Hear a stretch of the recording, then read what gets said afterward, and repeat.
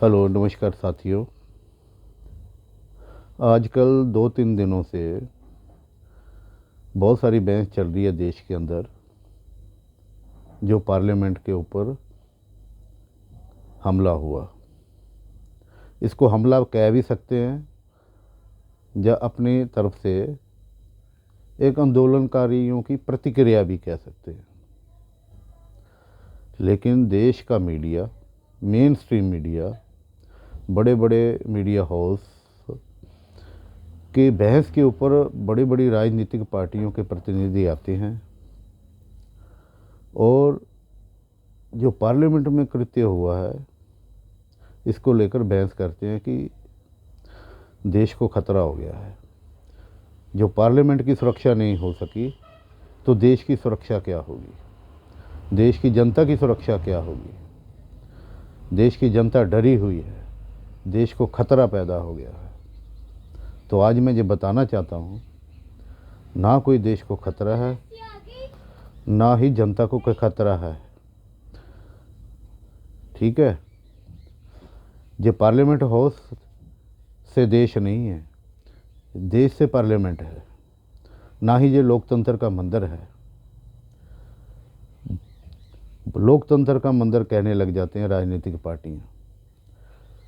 मंदिर का तो इतना ढिंढोरा पीटा जाता है जिससे कि लगता है कि पार्लियामेंट का जो लोकतंत्र का मंदिर है उसमें जाके देवता बैठते हैं। यही एहसास इन चुने हुए नुमाइंदों को हो चुका है कि हम जो मंदिर कहेंगे तो हम भगवान हो जाएंगे। भगवान नहीं है ये जनता के द्वारा चुने हुए नुमाइंदे हैं और ये लोकतंत्र का मंदिर नहीं है। लोकतंत्र जो है इस देश की 140 करोड़ जनता से है, इन पार्लियामेंट के कुछ चुने हुए नुमाइंदों से नहीं है, या ना ही इस पार्लियामेंट बिल्डिंग से है। पार्लियामेंट एक बिल्डिंग है जिसके अंदर चुने हुए नुमाइंदे जाते हैं और अपना काम करते हैं, और 5 साल के बाद आधे चुन के आते हैं और आधे नहीं। तो ये प्रक्रिया चलती रहती है।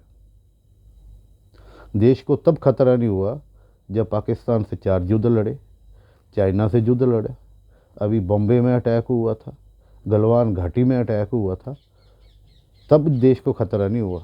पार्लियामेंट के ऊपर कुछ हो गया तो देश को खतरा हो गया, देश की जनता को खतरा हो गया। रोज़ हज़ारों यहाँ पे देश में इतने कांड हो जाते हैं, कत्ल हो जाते हैं, चोरियाँ होती हैं, डाके पड़े जाते हैं, मारे जाते हैं, एक्सीडेंट होते हैं, तब देश को खतरा नहीं होता। सिर्फ पार्लियामेंट के ऊपर अटैक हुआ तो देश को खतरा हो गया।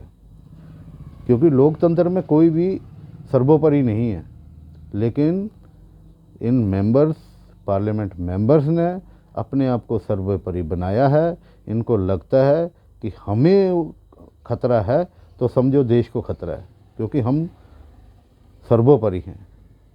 लेकिन आज देश को सोचना चाहिए, देश की जनता को सोचना चाहिए कि ये सर्वोपरि नहीं है, सर्वोपरि है देश की जनता। और ये देश पिछले 5000 साल से था, है और रहेगा। पार्लियामेंट तो आती जाती रहेंगी, पार्लियामेंट के मेंबर भी आते जाते रहेंगे। क्या पता आज के 1000 साल बाद ये लोकतंत्र ही ना हो इस देश में, तब क्या होगा? देश तो तब भी होगा। ये सोचना होगा। और ये इसलिए हो रहा है क्योंकि इन पार्लियामेंट मेंबर के द्वारा देश के लिए कोई फीडबैक का सिस्टम नहीं है। जब ये चुन के जाते हैं तो अपनी अपनी जगह से जनता को कोई पता नहीं होता कि ये क्या कर रहे हैं, पार्लियामेंट हाउस में जाके क्या नहीं कर रहे हैं।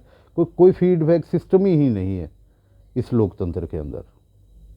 तो हमें सोचना पड़ेगा, देश को ना कोई खतरा है, ना देश की जनता को खतरा है, सब सही ढंग से चल रहा है। जय हिंद।